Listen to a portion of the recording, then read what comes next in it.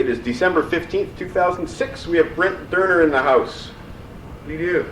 And I just want to start off with a really easy question for you, but it's something that all Helix fans in the world want to know. How does Brent DOERNER take his Tim Hortons? No, just regular. Just regular? Extra large regular. Extra large regular. Yeah. Okay, so that's it for easy questions. Okay. Let's start with the tough stuff. Okay. The new album, Decibel. You've got 3 guys playing guitar. What's that about? Why 3? We kind of like the idea of 3 guitars in the band and a bass player and a drummer. And I met these other guys, Shane and Chick and Dan, where I was living alone in my house, and I was writing. I just felt the need to write songs, and I was going at it with a vengeance, really. And these guys kept coming by at my house, and they said, "Well, we got all these songs too, right?" And I go to their hall with some beer, and I sit down, and they blast away for a friggin' hour, an earthquake volume. These 3 guys, eh? And when they're done, they said, "Well, what did you think of the songs?" I said, "Well, you didn't play any songs. You only played a bunch of music." They said, "Well, we did the hard part. You just have to write the melody and the lyrics." I said, "Oh, I'll just do that." But they were bound and determined in the end that they just wanted to have 3 guitars. And what's happening with me when I lead sing, I stop playing so I can sing sometimes, because some of the stuff is I can't sing and play over it. I can sing and play over a lot of shit, but it seems like I can't sing and play over some of the stuff that I wrote. So I can stop. Like on Bended Knee, I can't sing and play that and sing over that at the same time. Because I always screw it up. So would you say that the new tunes are a little bit more complicated than the stuff that you were playing back in? Absolutely, absolutely it is. The other guitar players in the band were getting cranial cramps trying to learn the stuff, and I was using double stop country double stop style double picking and double stop country style shit, and they had a hard time getting onto that. It was a new technique for the rockers, and that's what got me into the rocking again. Was I finally learned something new. I kind of got tired of rock for a while because I didn't learn nothing new, and then I got into the country, and here we are. I got fired back up again. Now, who plays bass live? What are you going to do live as far as bass goes? It looks like it's going to be Hills now. Hilliard Walters, we call him Hills. Hills sang the song Dancing Frogs. Okay. And Hills is his own lead singer in a couple of different bands. He's a good singer. And we said, "Well, Hills, you can play guitar a little bit. Our bass stuff is fairly simple to play, bass guitar. Why don't you just play our bass parts, and then you can be our bass player, and then you can sing. So when you sing Dancing Frogs, I'll play the bass." Right? Now, you say the bass parts are simple. Yeah, they are. You played the bass on the album. Yeah. But there's one tune here. It was Never Turn Your Back. That bass part sounds complicated as hell. Oh, yeah, that part is. I played that. I mean, that part struck me as like... See, I played the intro and the exit on that with the din, din, din, din, din, din, din, din, din, din, and that's for me being a guitar player that it sounded cool on the bass. But then after the intro, we had the bass player play the rest of the song. I just did the intro and the exit. What the heck's his name again? Jeez. Grab the CD here so we can check. We only kind of met him and he played, right? It's not like I see him all the time. He doesn't even live in town or anything. Oh, yeah. So he's not always on the tip of my tongue. Bass.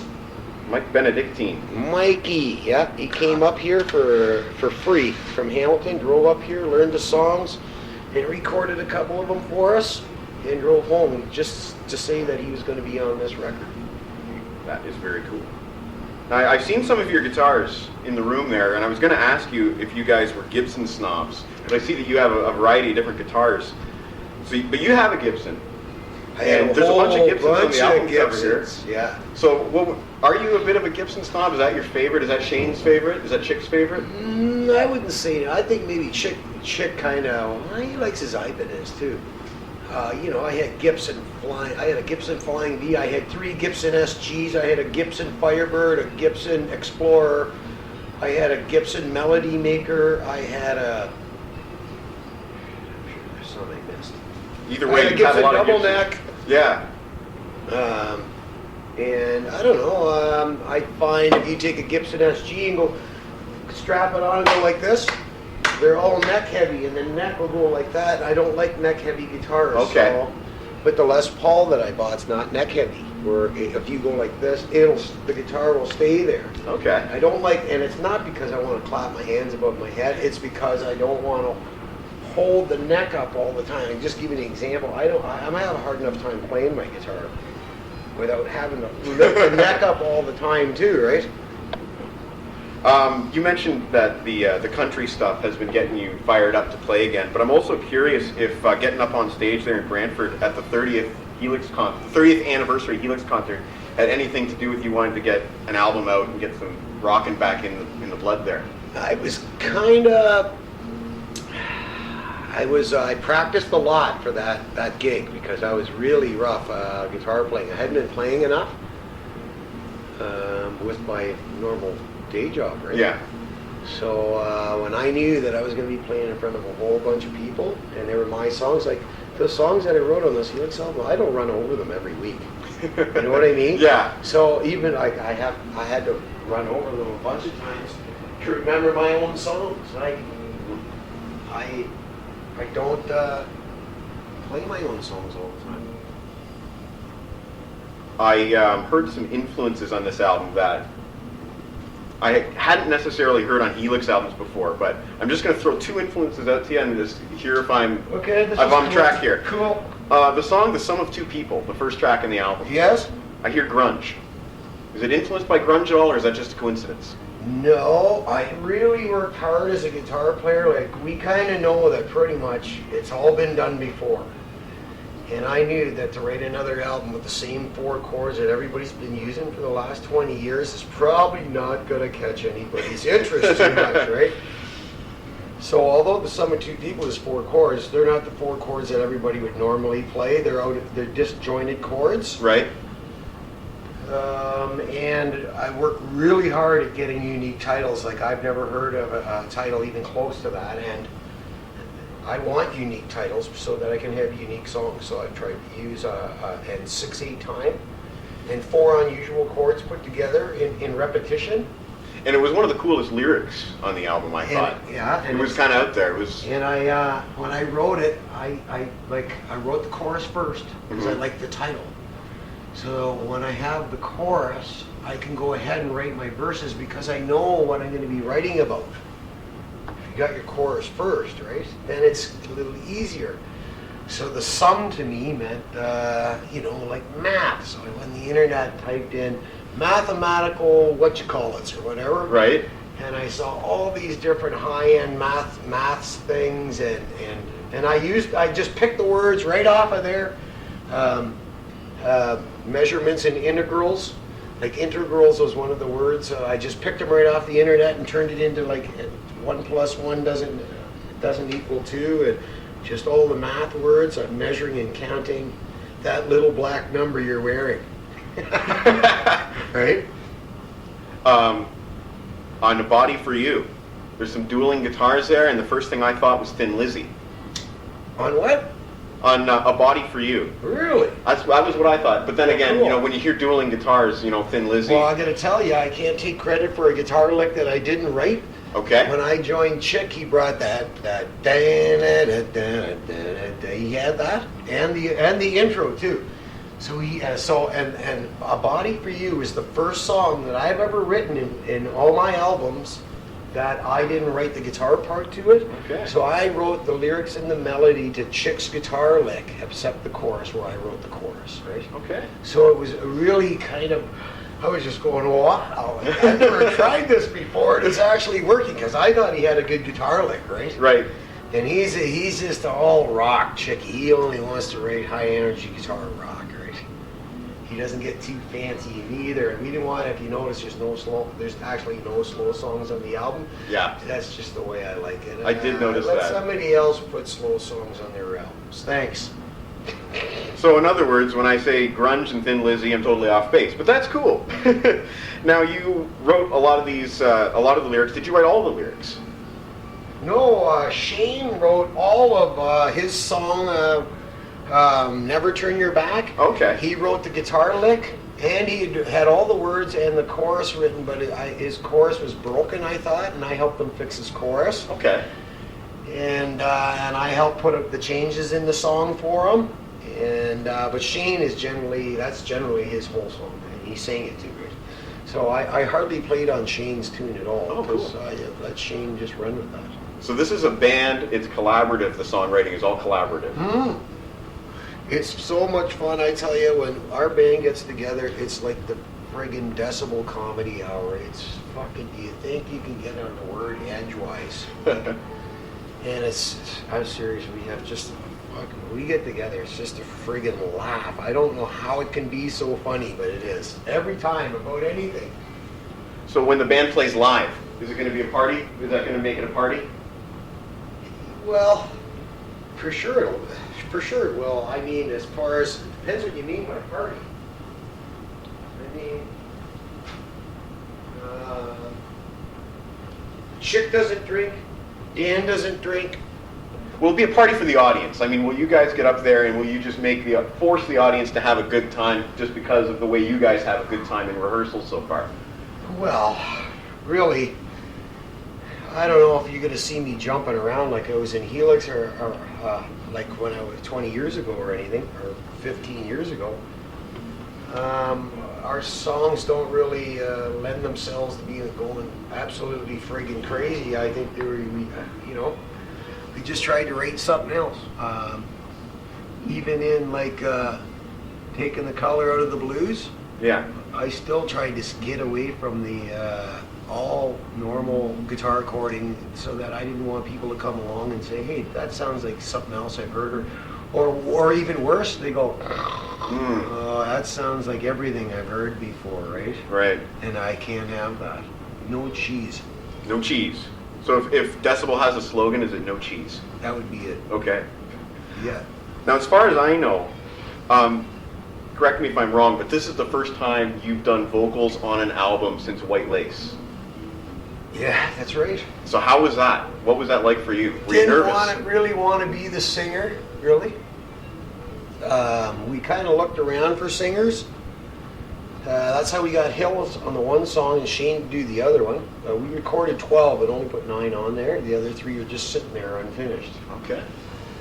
I don't think they're bad songs. Actually, I thought they were lyrically pretty good. They were all comedic.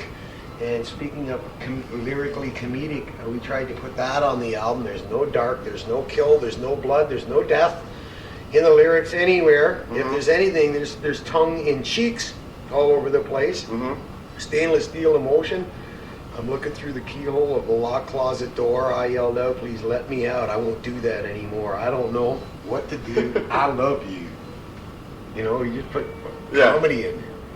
And I think that's something that's missing in a lot of music today. A lot of bands are way too dark and way too serious. I just couldn't picture myself singing about death and destruction. I just don't picture. I'm not that way. But even Helix were never like that.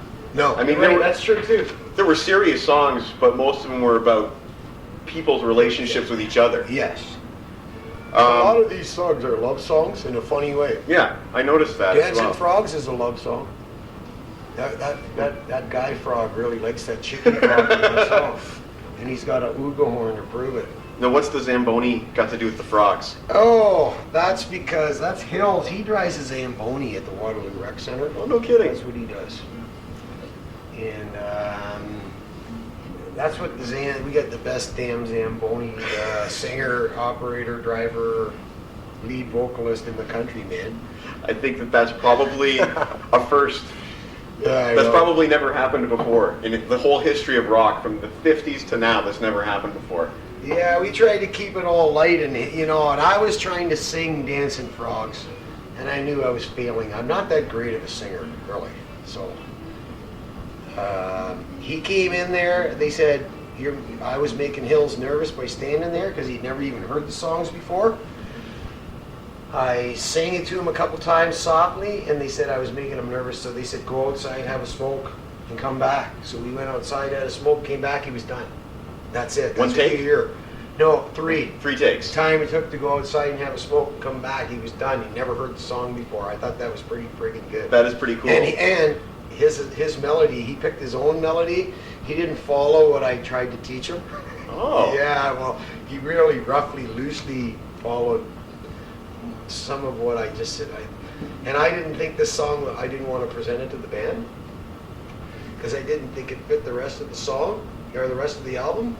And we were short songs. We wanted 12 and we only had 11, and I had this one sitting around for a while, and I sang it to everybody, and they said, "That's fucking cool, put that on there. Let's learn it." So we did. So we just tried to make it a little heavier, some double leads and shit. And instead of playing a big friggin', there's no lead solo in that song. Instead of playing a big fancy lead solo, we put in a couple of oodle horns, right? Oh yeah, I noticed. There is no lead solo in that song, right? There's just double leads. It's all. If you can imagine the dancing frog with the top. The top hat and the cane. How I love you, mammy, my dear old mammy. That's what that song's. That's how I picture it. It's supposed to In my head when I conjure wrote that. it. Oh, that's cool. You got 2 songs in this album that the first time I listened to it, these are the 2 that jumped out at me. Taking the Color to the Blues and On Bended Knee. Really? I thought On Bended Knee had a killer guitar solo on it for one thing, but I thought those 2 songs, if you were doing singles, if you were doing videos, those would be the 2 single videos. Now, how did those 2 songs come about? Were those also a collaboration with the other guys? Again, Chick wrote the main guitar lick, all the rhythms, and I wrote over his song. Or that might have been the first one, On Bended Knee, and I was reading Shakespeare, and I picked that out. I found out later, after we had written the song and worked on it a considerable time, that one of these boy bands have a song called On Bended Knee, and I don't care, because I didn't get that. Boys to Men. Yeah, because it's been brought up to my attention now. But I wasn't aware that somebody had an On Bended Knee title because I picked it. I was reading Shakespeare and I picked it out of Shakespeare. You don't need to worry. That song came out about 12 years ago. Did it? You don't need to worry. I gotta say I don't really listen to boy bands, so that's probably how I was unaware of that. What a nice segue. You just segued into my next question, which is, what are the last 3 CDs you bought? If you can remember. I bought Cheryl Lescombe. Okay. I bought Helix, and I bought, I have to look around, Nickelback, The Long Road. Not even their newest album, I don't think. No. What about movies? What were the last 3 movies you saw? I don't really watch too many movies, because just like I watched War of the Worlds the other night, but I tried now 3 times to see that movie, and each time the phone rings or the band guys come over. I've seen 10 minutes of it here and an hour and 20 minutes there and 10 minutes, and I've still never seen the beginning of it. Is this the Tom Cruise one? Yeah. Okay. So I've never seen the beginning or the end, and I've seen all these parts in the middle. And I've tried I've seen it partially 3 times. I generally, I've been at home here now for a week. I don't turn the TV on. I turn the guitar on. That's cool. I don't look at the TV really. I'll check the news in the morning to wake up, but I usually read the news online rather than, you better have to read it than listen to it. Yeah. You know? So do you listen to music every day? Oh yeah. Yeah. Every day. Whether I like to listen to new stuff, right? So I always listen to new stuff because I don't want to be dated. I like some of what's all on, what you hear on 97.7. Some of it I really like. Some stuff I missed and really like now. Some older stuff that I didn't listen to. I was doing my country thing at the time, so I wasn't really listening to Nirvana. Okay. That actually brings me to a question. And I really like, I now know why Nirvana's so popular. And I really like that songwriting style. That's some good songwriting, man. He can take a sentence and just blurt out some syllables of the first sentence. The second sentence sounds the same, but it has absolutely nothing to do with the preceding sentence. And the next sentence has nothing to do with the previous 2 sentences, but they're all kind of tied together. That's some good songwriting, man. My fiance would be totally into what you just said. I still to this day don't get Nirvana's lyrics, but she thinks that Kurt Cobain was the greatest lyricist ever to walk. I kind of missed it, and I've been really growing to like it, and I just wondered why. Why is he still always on the radio, right? Mhm. The band's long broke up. You hear Nirvana almost every day, like you hear Led Zeppelin every day. Yeah. Well, there's got to be a reason for that, and a lot of the times too, when he picks the title of his song, Mhm. it doesn't necessarily mean he's going to sing that title in the song. Yeah. As a matter of fact, it's probably unlikely that he will. Which used to drive radio listeners nuts back in the day, trying to figure out what song to ask for at the record store. Yeah. Now, you mentioned before, back when Nirvana came out, you were getting into the country thing. And that brings me to an album that I really like, kind of disappeared. It's a Business Doing Pleasure, the album that you came back to Helix for. Yes. Now I'm curious, I noticed right away when that album came out that it had a very country sound in the guitars. Was that you or was that Fraser? I think I would have to say that's Fraser, and I've been communicating with him recently too, because he's got an album a band called The Phrase Gang.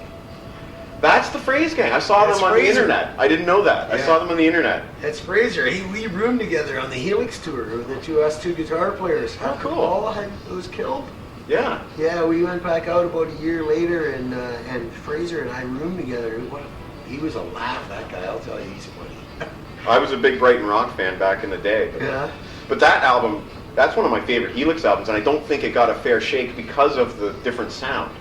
Well, what do you think about that? Do you think that should have been a Helix album, or do you think that should have been like the first Volmer solo album? With the benefit of hindsight. I don't know what to think about that. I always wished that with not just that album, but with any Helix album, that we would have recorded better. And I think I got this on the Decibel album. Mm-hmm. Like I had to make better sounding records. I know the Capitol Records and we had famous people mix it and all that stuff, but I still think I'm not trying to blow my own horn or anything, but I think I mixed a better album than any of those fancy producers and at a fraction of the cost. The guitars really jump out on Decibel. The guitars really, there's a nice separation between all the guitars as well, I thought. If we would have had a little more money, I would have spent a little longer on it, mixing a few more times. I would have still, they say too that you never finish an album, you just deliver it in the end. Right, yeah. 'Cause I hear things that I want to change, but we're moving on now. That's behind us. So with the next crop of songs that are coming out, will Shane be taking more lead vocals? I don't know. We're trying to break Hills in here. And is he going to be a permanent fixture? See, because Hill's got real character in his voice. He really does. Comes over here. He's the best jamming vocalist I've ever met. The guy can sit down and jam words and melodies to anything you play off the top of his head. I just never seen anything like it. I'm totally impressed by the guy. That's a Steven Tyler thing. Not too many people can do that. Words and sings melodies right off the top of his head. I don't know. I can't do that. So is he going to be a permanent fixture of the band in the future, you hope? We're trying to work him in. I had a band practice with him today and earlier in the week and twice last week, and we're desperately trying to get him into the band. And he's a local guy too, rather than getting Mike from all the way up from Hamilton. You say you want to have a rehearsal, the guy's going to drive all the way from Hamilton. Right. So this way, Hills is just not even too far from here. That's cool. So I go to his place, he goes to my place, and he's a really cool guy. He's got some screwed up hours on that Zamboni, I didn't know the Zamboni drivers had weird hours, but now I know. They're all over the place. If the people reading this are learning one thing today, Zamboni drivers, unless you have a lot of free time, I guess, that's not a career you want to go for. They got to go into like at 4 a.m. or 5 a.m. And then he's done at 11 or something like that. And then he can go home. But he has to be back at 2. Or something like that. Or he's done at 10 a.m. and he has to be back at 3. And then he has to work till 8. And it's the worst shift stuff I've ever seen. So I never know when I'm going to find the guy. But this is part of putting a band together and with different people with different lives, I guess. Yeah, and Shane's been working in a factory for 20 years making tires. So he's got more enthusiasm than you can friggin' shake a stick at. Him and Chick, that's what really got this whole project revved up. Like I was already, I swear to God, I was bound and determined, like come hell or high water, I was making an album, and my Tascam 24 tracks broken, so it's in getting fixed right now. So I went and bought a 24 track digital thing, and I said, I'm making an album, I don't care how, but I'm gonna do it. I'm not gonna just go to work and come home and watch TV at night, and that's gonna be, and watch my life pass away. I'm gonna do something. So I'm gonna, I still got all my guitars, or some. I bought about 5 in the last year or so. Cool. Like a year and a half maybe. And I just started writing, and I just felt that I was gonna do a good job of it. Right? And I think the album is good. Now, I also think it's, in addition to having catchy songs and, you know, unique type lyrics and unique song structures, I think that one thing that jumps out on this album is the musicianship. And I'm curious if in the future you see album number 2, album number 3, whatever, if you see yourself catering to sort of like the guitar crowd, the guys that try to learn every single note. You know, with the 3 guitar players in the band, that's something. Well, Chicky just plays rhythm. He doesn't play any leads. So, okay. So, like, when we go into a double lead, we got it covered on the rhythm. Oh, okay. Yeah, so it's really cool. So we still got bass, drums, and rhythm guitar and double leads. And I always like the idea of that 3 guitar thing, too. Not too many bands have attempted that. I mean, you've Well, got what? there were some older Southern bands that had 3 players. Skinner, yeah. Yeah, that was who it was. And Iron Maiden today have 3 guitar players. They do? Yes, they do. I didn't know. But you know, you can't think of too many other examples of guys that have bands that have 3 full-time guitar players. A lot of bands might have 2 full-time guitar players and 1 singer that picks up the guitar. Well, we were thinking of when Hills sings Dancing Frogs. I want him to just lead sing and put down the bass, and then I want him to sing "Breathe My Name," but he wants to try and play the bass and sing it. Oh. And he was really having a tough time with the bass with that one today. So anybody that's picking up the CD and is trying to learn any of these songs, they're definitely got a challenge ahead of them. Well, it depends on how experienced you're on the guitar, I guess. You know, I've been playing guitar for 34 years. But you're proud of this album, I think. Oh yeah, I'm real proud of it. I'm really happy with it. And Yeah, I think it turned out just, well, I still would have done some different stuff, but I'm real happy with the way it all went in the end. But as you say, an album's never finished. You're right. I just want to, just because there was a sort of a major rock news today, which you may or may not be aware of, I want to take that as a segue. What do you think about the announcement that after 12 years, Axl Rose has finally finished the new Guns N' Roses album and it's coming out in March? Do you think 12 years is... What do you think this album should sound like after 12 years of working on it? What would your album sound like after 12 years of working on it? I don't know. I think I'd be sick of it myself. I can see that. Why would it take you so long? Like, what the hell were you doing? This is a question that only Axl can answer. So, well, he was probably busy with all the showbiz shit that was going on all over the place, and probably sitting in the Bahamas. Is this something that you care about? Do you like follow other bands and you got to pick up the new album by so and so when it comes out? I do certain bands. I do. I really love Evanescence. Oh yeah, they're great. I learned their songs. I thought they were so. That's really great songwriting. Those earlier 2 songs she had. The first album. And Mooney or whatever his name is. Yeah. He left though, and that's who helped collaborate that. That's right. But as far as I know, I think he's working with Avril Lavigne now. I think. Is he? I think. I'm not sure. I'll have to do some research before I write this. Yeah, but I think that had a lot to do with him, but not without. What's her name again?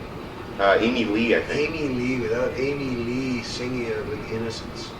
Yeah. Real spooky kind of words. Very spooky kind of voice. I know a lot of people that I've talked to think that she's sort of like the heavy metal Sarah McLachlan. Boy, can that girl sing. Absolutely. And they picked the best friggin' melodies. And again, there's a band that put together chords that were unusual. And they picked, everything was different. That's why they did everything just right. I mean, they wrote melodies we hadn't heard before, all kinds of unique songwriting, and that's what I go for. I go for the songwriting. That's what I'm really listening for, right? I read a quote from George Lynch, Dokken guitar player, and he said that no matter what the song is, if it's good or bad, there's always something to learn from a song, whether it's something to do or something to avoid. What do you think about that? Yeah, I think there's a lot to avoid. Did you ever listen to some of the stuff on MySpace? Oh. Ouch. How about 99% of it is ouch, okay? Have you ever tried going for a listen? I have. What would you find? I don't waste my time doing that anymore. Boy, I looked for weeks to find something that I would actually buy, and I didn't find anything that was doing it for me. One guy, Billy Clifford. Billy Clifford, yeah. I like that. But other than that,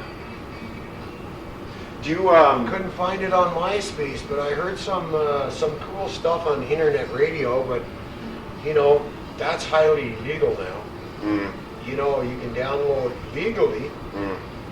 Well, as soon as you start, because it's for personal use, but when it's not for personal use anymore, now you're breaking the law. Yeah. And we just learned this in the last week. Oh, really? Yeah, because we sent our discs to the internet radio stations.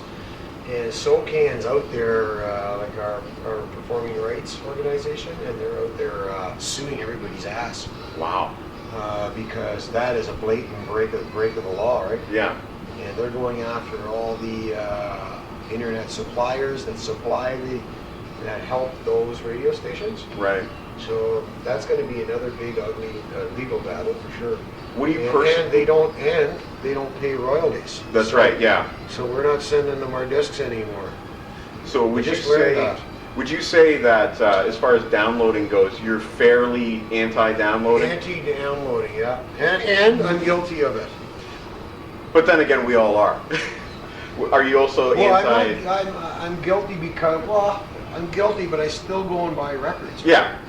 Now, me personally, let's say I download the new track by Metallica. I'm gonna go out and buy the album anyway. I just want to hear it, so I can get into it. I have to say that some of the albums that I downloaded, or music that I downloaded, was stuff like I bought that Robin Trower album 3 times. I kept getting ripped off back when we had albums. Right. And I bought a whole bunch of different albums that all got ripped off. Captain Beyond, Deep Purple, all kinds of albums. I bought all those albums, and I don't have them anymore. So I got them. I do have them, but I'm not letting them go. Right. Captain Beyond, the first, I can't remember the name. I think it was self-titled. Dancing Madly Backwards. That's the one, yeah. The one with the funky guys walking down the street on the cover. I've got that one. They're one of our MySpace friends. I added them from your MySpace. In fact. Cool, eh? Yeah, I got into Captain Beyond because their singer was in Purple for the first 3 albums. Oh, going back to MySpace for a minute, but did you notice yesterday MySpace you could buy the songs at the MySpace user profiles now, but they don't have it available for Canadians yet. Oh, no, I didn't know that. And you can download a thing, so you like the song, buy it here at 99 cents, right? That new thing is now up and running. They had 300,000 bands sign up in one day. Wow. In one day for that. When it goes Canadian, are you going to do that? I already sent a message to Tom. Okay. You know, everybody gets Tom as their first friend. Of course. Tom got my message, when can we sell our record on MySpace? But we've got our website for that, so. Did you see the internet as sort of the future of selling music? Or do you think it's just sort of another way? Well, I don't know what's in it for a band to make records, like Aerosmith said, their catalog used to be worth $250 million. Now it's worth nothing. Mm. Or no, it was $50 million it was worth. Now it's worthless. That's what downloading for free did to the Aerosmith catalog. That's a shame. So, like, some bands got lots of money, but you got to literally sell 1 million records or more in the States to eke out a living. To break even. Yeah, sometimes, yeah. Like, there's not shitloads of musicians out there that are driving around in their Hummers, living in their great big homes, and going on six holidays a year or anything. Yeah. All musicians are generally eking out an existence. Right. At the same time. Ask anybody. At the same time, when you're in a band, barely making a living doing that, you got to find other ways to survive, basically. Is it still a good time? Is it still a good time getting out there and playing the music to the people? Well, yeah, that's what I really enjoy it. I tell you, what's the best rewarding thing is you can bring a good song and everybody goes, yeah, fuck yeah! Like we play A Body for You. And there's something about it. It's a good time feeling to write a song and watch people. Oh yeah, people are digging my tune, right? Are you turned on by the songwriting process? Yes. And that's even more so than the actual playing? It's really, really hard to do, man. Yeah. I don't find it. It's real easy. Although I did write the Sum of Two People. She's going, we're at supper in 20 minutes. She's yelling down. I got the tape recorder running this one. Right? And I'm going, well, I got 20 minutes and I got to eat supper and go back to the studio. God, we're short of song. And you know, the Sum of Two People. Oh, I got it from the time that she said she's supper in 20 minutes. I had the title. Wow. And that was because I got to come up with something. It was just like, if you don't have good songs, it ain't going to fly, baby. That's it. That's all there is to it. You could be the best friggin' players in the world. It won't save you. And I think in particular in the late 80s, early 90s, there were a lot of metal bands that couldn't write songs. Could play like the wind. Yeah. And drum like the wind. And couldn't write songs to save their lives. And I won't mention any names in Van Malmsteen. Cheese all over the place, eh? Yeah, totally. It's kind of funny. But I think at the same time, a Helix album does stand up. I really think that a Helix album does stand up. I thought they were good. I just wish we could have recorded them better. That goes back to my thing. They're never finished. We just deliver them, right? I think I would have mixed it differently myself. If I remember correctly, it was the Wild in the Streets album in particular that you guys struggled with the sound on, right? Yeah, that engineer, big time engineer, but he got some fucking drunk every day. He was a pretty bad alcoholic. Ooh. Yeah, he had to have like I don't know, I think it was a 26 or a 40 of some expensive booze, hard booze, scotch or something. And you know, he worked on the Queen album, the first or second Queen album, and he worked on AC/DC albums, and we got him. He had this big powerhouse thing there in England at Virgin Studios, and he shatters the friggin' bullet. He's mixing it so loud. Ooh. Like he was just he just drank from like morning till night. And he would stumble out at the end of the night. Was that a disappointment to you? Like, oh man, we're working with the guy who did Queen, and then all of a sudden the guy's a complete wreck. Were you crushed or? Well, I just didn't think he was listening. I just thought I would have mixed it differently. Like I can't say that I'm as qualified as he is by any means, but in the same thing, I would have done real simple stuff like turn the snare drum down in the mix. That's it. But that was a popular sound back in '87. Have the snare drum sounding like somebody's cracking a whip over your back. Yeah. Well, that's some of the things I would have done. On this album here, there's a nice balance of instruments. You can hear everything very And clearly. oddly enough, I made the mistake. That was the one thing that bugs me in the one song, like the snare drums too loud. Here's a hypothetical question. You get this album. Let's say a label says we want to release this album, but you got to remix it. What are you going to change? You're just going to remix it from front to back.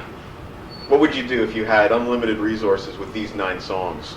Well, I go back to the digital performer software, and you can save your mix from one day to the next, so they're all saved, right? I just revert back to the last mix and just make a few small adjustments. So really, you're very happy. It's just minor stuff. Well, I mean, I would have added some leads in some spots. Actually, there's some hollow spots where I should have played a lead. We just simply ran out of time, and we was getting on too long, and it was taking too long. And all our lives are getting in the way in the middle of recording it. That guy couldn't be there, this guy couldn't. And I moved twice this year. Oh my God. Yeah, I lived in the same house for 15 years. Wow. Met my girl just a little more than a year ago. We both decided she was sell her house, I sold mine, and we bought this one. Wow. You've always lived in Kitchener? So I moved, I lived in Herbsville. Okay. That's basically Kitchener. And then in Waterloo, and then in Kitchener. And so my house sold first, and I lived in her house for only 2 months, so I basically stayed packed. And then 2 months later, I moved here, so I had to move twice. And I'm only finally feeling like I'm settled in here. It's been about 6 months almost now. Moving is tough. Well, I hadn't done it in 15 years. I wasn't used to that. I ran into a guy last week, and I mentioned that I was going to be talking to you. And he says, I saw Helix at the COE at the Battle of the Bands. So when was that? Do you remember that? I remember it. We left right after the Battle of the Bands. We drove straight from there, from that gig, right down to Austin, Texas, or San Antonio, no Texas. Kidding. Was 2 nights later. No kidding. Okay. And that was because they were playing, what was it, Wish You Could Be Here? Or there was a famous disc jockey called Joe Anthony down in the station. He was quite a famous disc jockey because he, back then, everybody played the hits. Well, Joe made the hits. He didn't play the hits. And he broke a lot of grounds. He was famous because of that. He's passed away now. Oh yeah. Joe Anthony, but he was a kind of like a DJ legend, and he said he discovered this Helix band, and they had to get us down there. We were down there at the college down in San Antonio. You also had out west, one of your songs break out west early on. My personal favorite Helix song, Billy Oxygen. My absolute personal favorite song is Billy Oxygen. I wrote that one. Now my question for you is this: will Billy Oxygen ever be played live by Decibel? Yeah, we're talking about it. Ooh, I think you just made my day. Well, we only have 9 songs that we put on the album, and I did write Billy Oxygen, and I wrote Crazy Woman, so we were thinking adding those to the set, that would give us 11 songs. That's got to be a backbreaker of a song to play, though. For the drummer in particular. Oh, my twin brother can drum it like nothing. He makes it look like butter. This is a double bass, like all the time.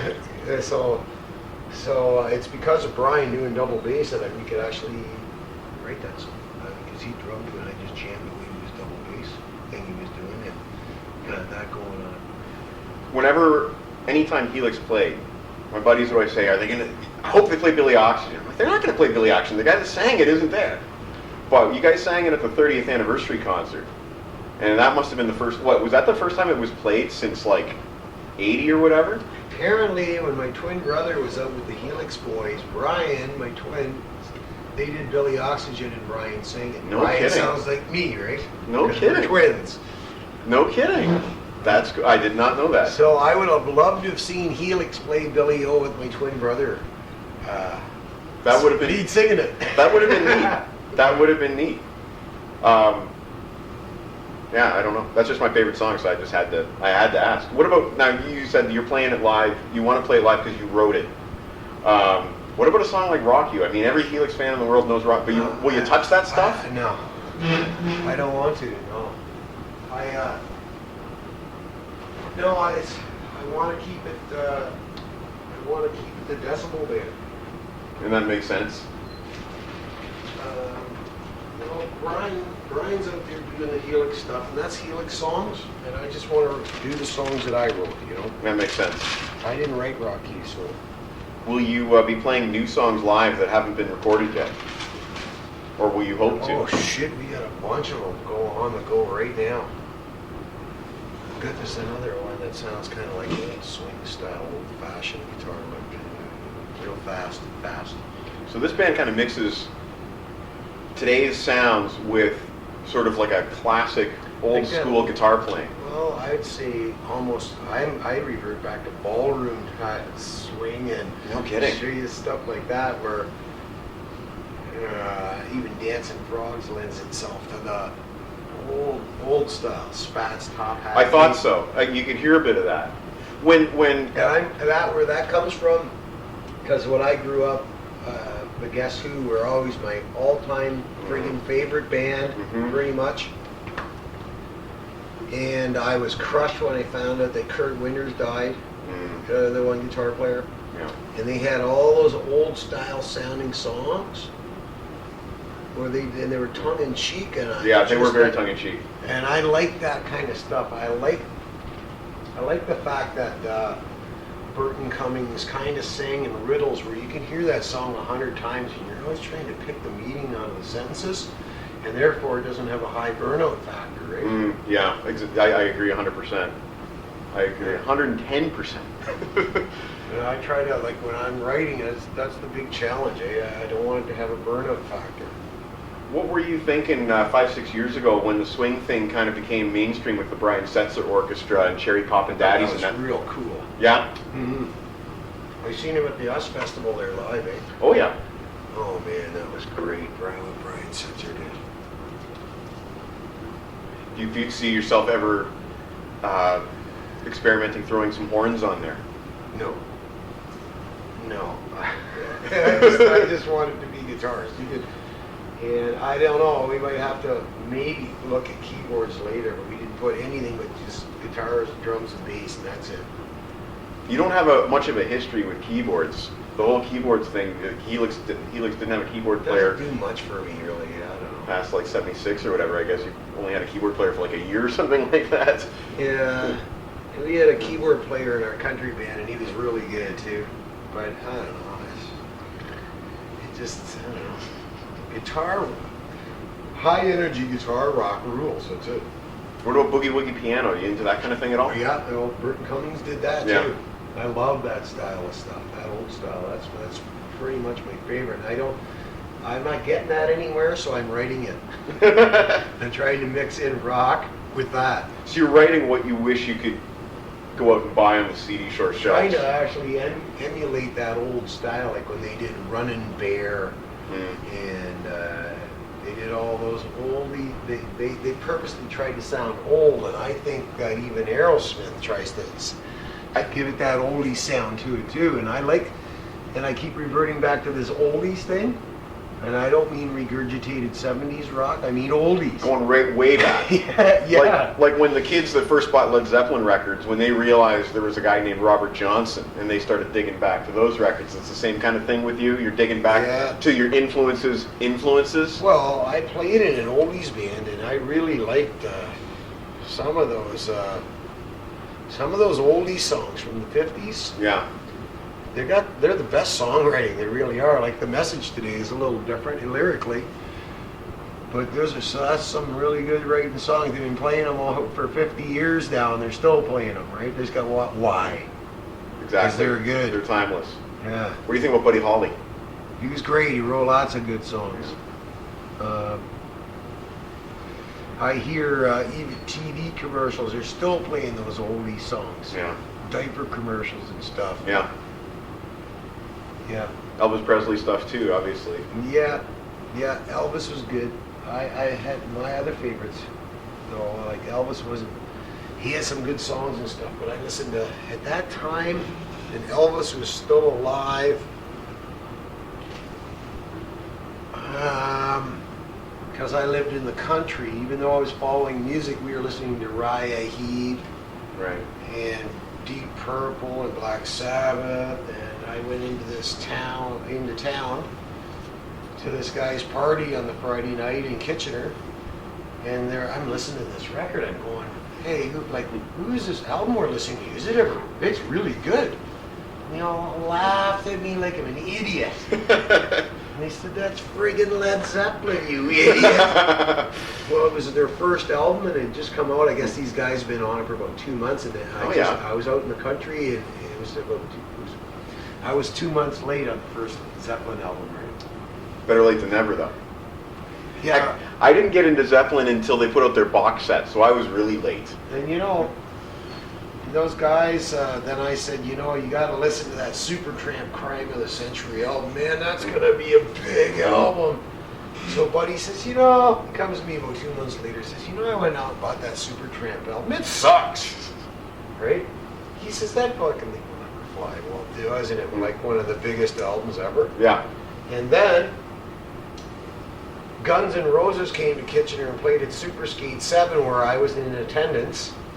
No kidding. And I met them. They were nicest pie back then. This is their first album. I got a hold of their album. No kidding. We were down in the States, and I said, these guys are going to be big, and it was. And they were.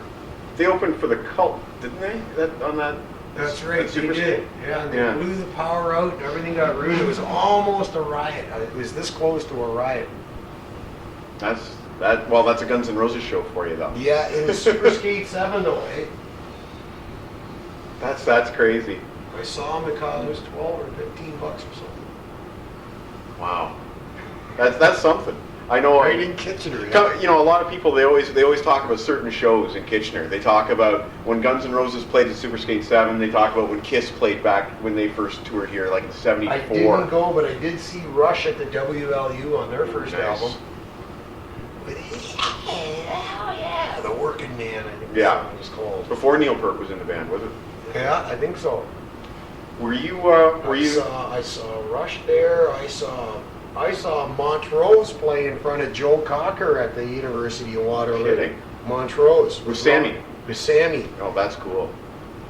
These guys that you saw play back in your early days, later on when you get to open for these bands, does it shatter the illusion at all? Yes, Gene Simmons happened. I met one of my idols, and that was a friggin' lunch bag letdown. I forget. It was so disheartening. They were pissed or rude or something to me, right? It was just everything. They just blew my flame out, right? Oh yeah. Did you learn anything from that? Yeah. When I meet a fan, I'm never going to do that kind of thing. I sure did. I met Tom Jones on the plane. I had coffee with him. He was drinking booze at 7 o'clock in the morning. I was having coffee on the plane to Los Angeles from Chicago. And he was as nice as pie, and I shot the shit with the road crew and all the chickie singers on the plane. And the guy says, well, where are you going to be? And I said, well, I live in Kitchener. They said, Kitchener? We're playing in Kitchener. And I said, well, when? And they said, then I checked my schedule and said, I'm going to be in Kitchener. Because we were both on our way to L.A. And they said they put me on the guest list, rolled out the red carpet for me backstage, all access, everything. Tom Jones, right? Oh, no it was something to see. That's cool. That's really cool. And Gene Simmons, he's the best. Is he really? Fuck, he is the best. I wasn't quite sure because he's the coolest guy you ever want to meet. I got the impression, watching the Helix DVD, that Ken Haig had kind of a issue with Gene putting up some Helix posters in the hall, and then Gene telling him to take it down. But you guys in Kiss were cool, eh? There was a couple of rough moments, but we did the 33 shows with them. And then after that, I was all over in Europe when they first took their makeup off. And that's an historic we tour. did that whole tour. They were all sold out everywhere. Eh? Spain, Madrid, 2 nights. Sold out. Great big Coliseum, eh? First night was Lisbon, Portugal, and then on to Switzerland and France and Germany and the Netherlands and Finland and Sweden and England and Scotland and Belgium and Austria and all went everywhere, every night, or sometimes you get a night off, maybe 2 nights sometimes, right? And those were travel days, right? Right. And so after all that, it was like, it took about 2 months, right? We come back to Canada, and Helix is off the road at this time. 2 years later, we happen to be in Kitchener, and we're rehearsing our new album, and the phone rings, and it's the guys from Kiss, and they say, hey, we're playing down at Cobo Hall in Detroit. We need a warm-up band. What are you guys doing? No kidding. So we go, we're coming to Detroit. That's really cool. We'll just go there, pick up your passes. You can play on before us in Detroit, eh? That's really cool. Well, in Detroit, if you're not hot, they'll eat you alive. I'm telling you, that's rock and roll capital of America, man. So you got to be on. And after 2 years, you go backstage. I walk in the Kiss dressing room, and Gene turns around and goes, "Brent, how are you? Call me by my first name." How do you like that? That's really cool. On the flip side of that, He was chasing me around the kitchen with a pot and a spoon. Said I was gonna cook me. He was gonna cook me in his pot. So he's a character. Yeah, fuck, he's funny. I want to ask you about another character. Briefly, Lemmy. He drinks too much and he does too much drugs. I thought it was hilarious on the Helix DVD where you're touring and you're like, Lemmy from Motorhead, can't fucking stand the guy. Oh, I thought that was hilarious. He was on speed. They did coke and vodka for 3 days and never went to bed. They just drank and did coke for 3 days. Were those the They were toughest? so fucked up. It was stupid. Were those the toughest crowds that you ever played to? The Motorhead crowds? Yeah, well, it's the same as just going to England. Like you go to England, that'll be the toughest crowd you'll ever face in England. Well, Because when they start, the water bottles rain down on the first song at the stage. And shit is flying everywhere from the first note of the first song. They even if they haven't even heard you, right? And you finish the first song, they're all doing this. mm-hmm. You know what this, Yeah. or this. They're doing this. Okay, what's that? This. It's- Like this when they go like this. It's 2 fingers in the air, by the way. Like you go like this to the guy. Yeah. Fuck you. Oh, The whole fucking crowd. Fuck you. We start the second song, the water balls start raining down again. So we play the song like that. Our whole set that way. Shit flying everywhere, right? We finish and I said, holy fuck, we just got killed on the stage. And it was funny because they're throwing shit the whole, like, non-stop. Hey, you end the song, you go, yeah. Start the next song. You end the song, you go, it was, right? So then, it's pretty they messed say, up. ladies and gentlemen, they come on after us, of course, each night. Yeah. And they go, ladies and gentlemen, kiss! And they start, all the water bottles start flying everywhere, just as us. Gene walks up and sings a... Eugene. Or you'd have to like, what is he, like 6 foot something? When they put the boots on, yeah, they're 6 foot something for sure. He's got to be, I'd say he's probably, him and Paul are both pretty close to 6 feet tall anyway. So when they put on a guitar, it looks a little... Wow. Now you guys, I want to get back to this album real quick. You mentioned one of your favorite lyrics in there, "Stainless Steel Emotion." Now, when I hear the song "Stainless Steel Emotion," I heard, is there some Max Webster going on there? And they're kind of a different band too. Were they an influence on you? And can you hear any Max Webster in what you do today? I didn't hear that. I started with the chorus, wrote the chorus first, and then I just filled in the blanks. And I just wrote whatever. I just sit down and asked myself, what the hell does Stainless Steel Emotion mean? I thought it was kind of a good title, but I didn't know what it meant. Mm-hmm. So I had to come up with what it meant, and I just don't picture myself writing all these dark, killing, bloody lyrics. It's just not me. So I preferred to go the Guess Who vein instead of the Iron Maiden vein. Right. And I just kind of wrote along that, and got some flat picking country in there. That might be hard for some guitar players to play if they haven't been playing for too long. The rhythm in the verses. Mm-hmm.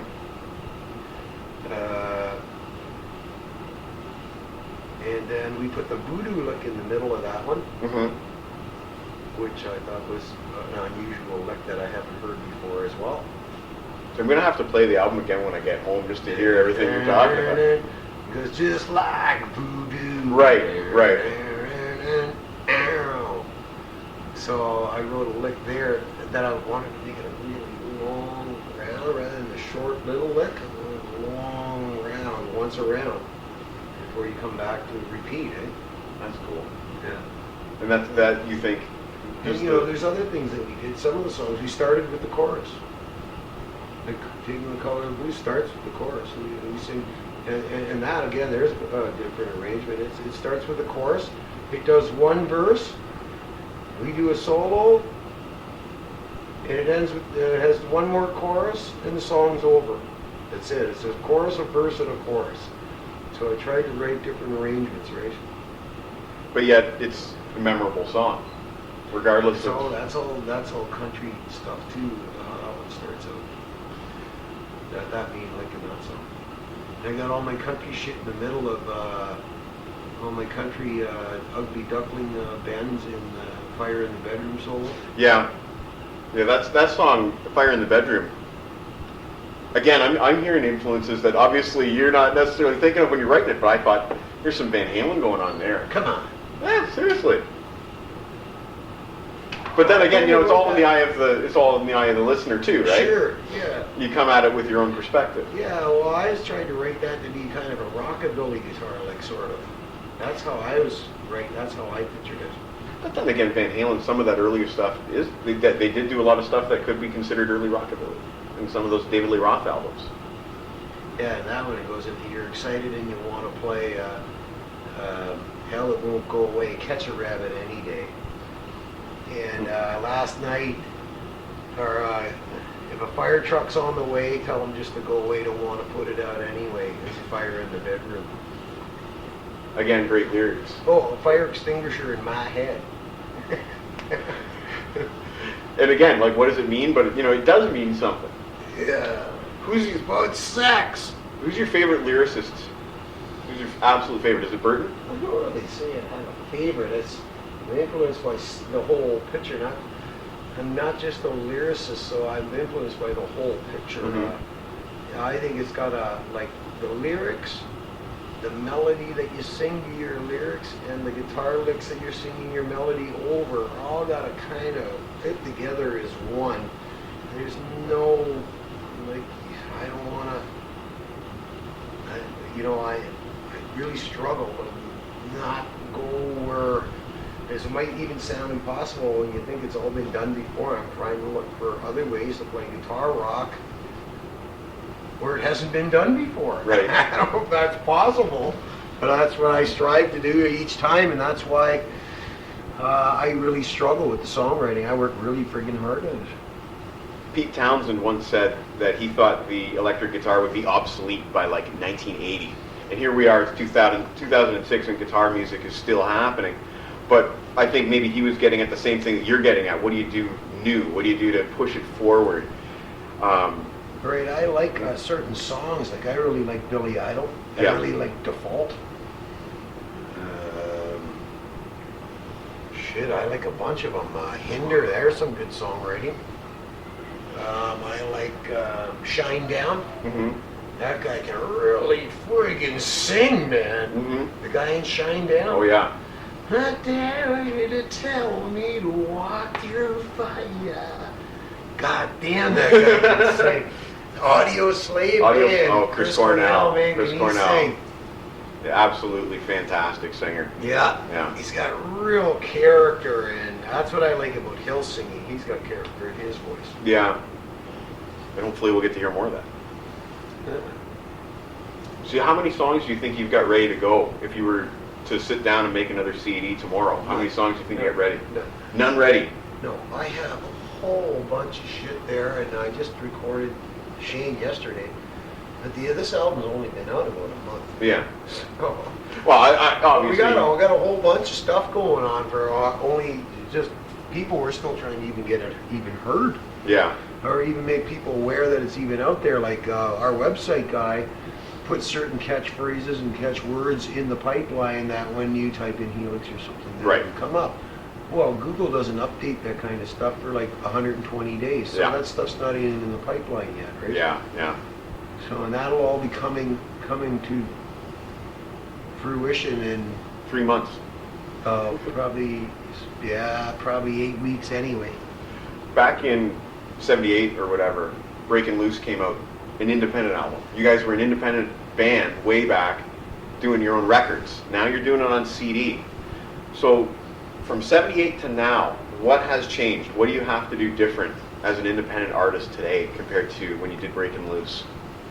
Well, digital recording for one's way quicker and more efficient by far than 2-inch tape reels. And it's way less expensive to make recordings too. All the digital stuff is super clean, real quiet.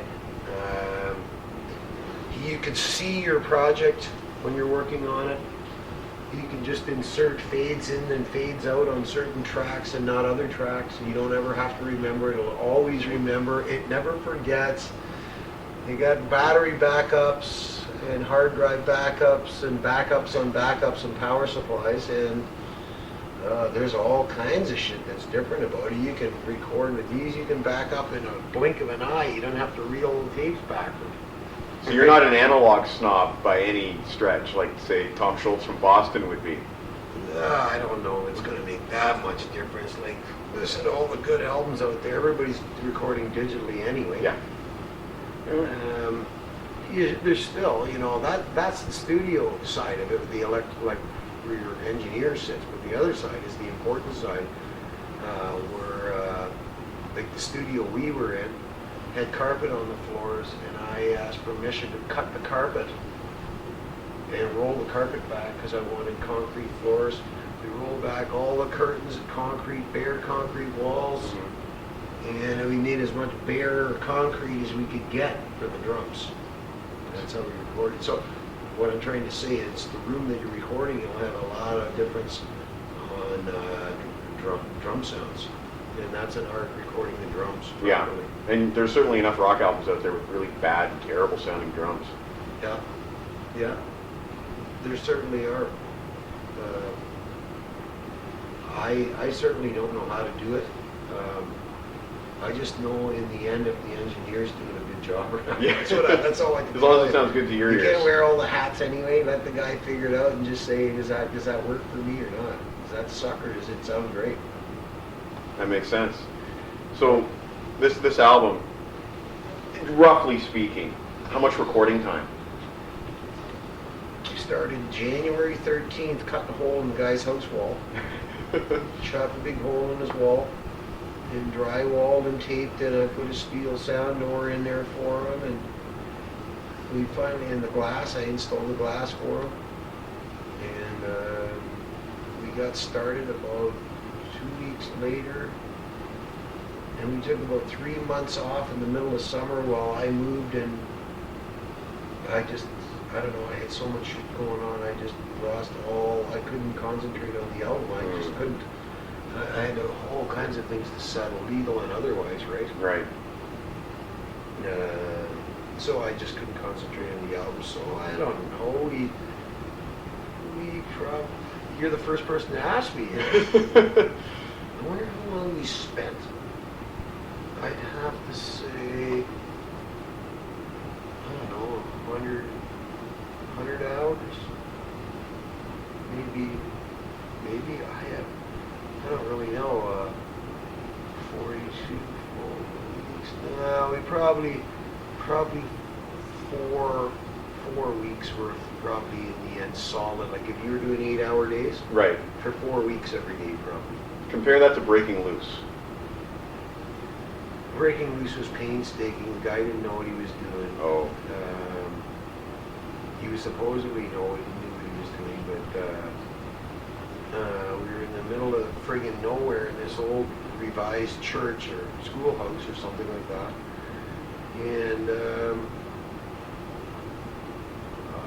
well, that was like pulling teeth. It was like pulling teeth out the first Breaking Loose album. This was nice and easy. See, I never would have guessed that. I gotta tell you, we went in the studio, and like what I told you, I wrote some of the 2 people before supper, and I had to go back to the studio. And back to the studio, and then we stopped all the other stuff we were gonna do. Play this, here, you play that. And we ran over that song, and I taught everybody the song, and it kind of came together. And then the next night we recorded it. It was that fresh, because we only knew it one day.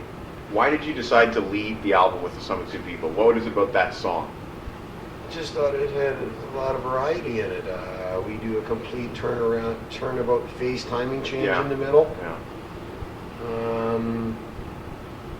And I thought it was a unique title, I guess. I wanted it to be unusual, and like I explained about those 4 chords that people don't usually throw Yeah. together. It was the 4 chords. I wanted to state to people that this is not regurgitated. That to me doesn't sound like anybody I know. You know, it doesn't sound. Yeah, I totally agree. When I asked earlier if it was influenced by grunge at all, I think what I was hearing was sort of like the distorted vocals during the first couple verses there. Yeah, we ran my voice through one of those old organ Leslie's. Eh? No kidding. Yeah, that's what we did with that. Oh, obviously, I never would have. I just figured it was digital. You turned the organ Leslie on, and Mike got it going fast. I just figured it was digital. I had no idea it was a Leslie. That's cool. That's really cool. And you could adjust the Leslie so that you could make it go faster or slower, and you can make the wows go deeper or shallower. Yeah. So the engineer and I played with the Leslie with these tiny jeweler screwdrivers, started making these adjustments.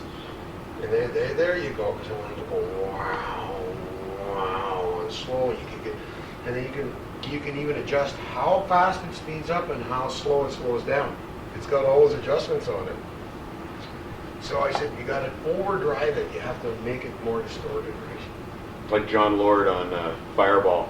Yeah. So then you can see the tubes start glowing orange. And then the tubes are real working hard, and then they just. I'd already sang it, and then he sent the signal out to the Leslie, who he sent it through the Leslie and Mike that could put it on another track, so we could sit there and actually make the adjustments to it. As I could hear myself singing it, that was already on digital. Right? I don't know if I've ever heard somebody put a voice through a Leslie before. I would think it was done in the olden days, and I hadn't heard it so long that I thought it was another good idea. Well, something like a Leslie is a classic. Yeah, I mean, it's something a lot of younger bands have probably never even seen a Leslie. This one's a new version of a Leslie. It's called a motion sound. Instead of the big wooden, beautiful living room furniture box, Yeah. it's about this tall. And Okay. It's black, and it's got carrying handles and wheels all the way around it. And it's got a top and a bottom, and it's one package, and it's nice, smaller, and way lighter, half the weight probably. That was the problem with the old Leslie. And this is just as good as the old Leslie, and it's called a motion sound. And it's way smaller, and I think it's half the price and half the weight. Wow. Yeah. I don't know what the price was. It was at the studio plugged into the organ, so we just used it. That's cool. They had a big old B1, Hammond B1 organ. Very close to Wow. John Lord's B3. No kidding. Yeah. You ever just sit down and just tinker on it? I did. I know one song. I know the James Gang song. Oh, okay. That's the only song I ever learned on the piano. I'm starting to run out of questions here, but I want to throw 2 more at you before I'm done. You mentioned one of your favorite bands from back in the day was Deep Purple. You mentioned you're into the country type of guitar playing. I'm wondering what you think about Deep Purple now when they got Steve Morse in the band. I didn't know that. Oh, you didn't know that? No. Ooh. I'm going to have to loan you an album. Steve Morse, I used to have a couple of his albums. They've done actually 4 records with Morse now. 4 records in there. Really? Yeah, they're actually really Well, I saw bloody Richie awesome. Blackmore was hooked up with some chickie with black hair or something. That's right, yeah. And they're doing like nymph music or something. That's exactly right. Nymphs and gnomes and fairies and goblins. That's 100% true. That's what Blackmore's doing. So they got Morse in. I heard some of that. It sounds pretty spacey out there. I have the Blackmore album, and I only play it like very rarely. Very rarely. I had heard, and I didn't realize somebody had showed me these Blackmore albums. Blackmore's Night. Yeah. Yeah, I forget where I heard them, but Shane's probably got it. I know I he's a have Blackmore to tell you, fan. it certainly didn't blow my hair back. So you're not into medieval. I never got into that. It's not me. Well, you're gonna have to check out the Morse stuff. You're gonna definitely have to check out the Morse stuff. This is completely off topic here, but an album came out, Deep Purple, called Perpendicular, with Steve Morse on guitar. Really? Check it out. Really? It is fantastic. At any rate, that's totally off topic, but Sorry. one last question. I noticed on the album you thank Ken Haig. How's Ken, and does disco still suck? Ken Haig is doing fabulous. Ken Haig is the personal assistant to the owner of the Indianapolis Colts. No And kidding. Kenny has keys to the Learjet. No kidding. No kidding. Wow. Kenny's also been working with Melissa Etheridge on Wow. tour and all the other live. He was out with Live on tours, the tour Cool. manager for a couple of albums with them. I'd run into Kenny at the Live backstage thing at Live when they played the Molson Amphitheater a few years back. Very cool. I talked to Kenny via email almost on a daily basis. That's cool. But he doesn't still wear the disco suck shirts every day? No, he's hanging around with the IRL and the NASCAR teams in his spare time because No he kidding. lives in Indianapolis, the race capital of the world. No kidding. Yeah, he's in tight with an IRL team. He appears with Tony Stewart, Yeah. shit like that. Jeff right? Gordon and those guys. Yeah, he hangs around down at the track there because when you're the personal assistant of the Indianapolis Colts, Yeah. you get to go where a lot of people don't go, right? His boss sent him to pick up the vice president of the United States as the vice president's jet. He needed repair and he needed to get from point A to point B. Kenny got the call, go get the jet, go to this airport in that town, pick up the vice president and take him to Alabama. So Kenny and the vice president of the United States sat together on the jet, just the two of them. And Kenny got him a drink. Wow. They had a drink together. That is cool. That was Jim, the owner of the Colts, Jim